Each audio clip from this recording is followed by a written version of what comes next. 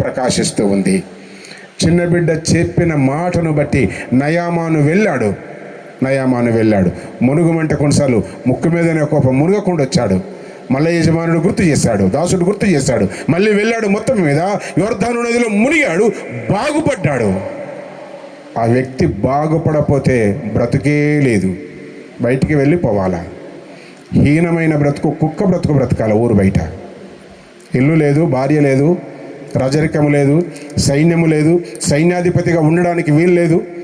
ఊరు బయట కుక్క చావు చావాలా. అలాంటి హీనమైన స్థితిని గుర్తించిన ఈ చిన్న బిడ్డ ఎప్పుడైతే ఆ మంచి పని చేయుట కొరకై పూనుకొని ఆ చిన్న మాట చెప్పడమును బట్టి నయామాను కుష్ఠరోగము పోయింది. నయామాను కుష్ఠరోగము పోయిన తర్వాత నయామాను అంటాడు, ఇశ్రాయేలీయుల దేవుడే నిజమైన వాడు. అది వెలుగు.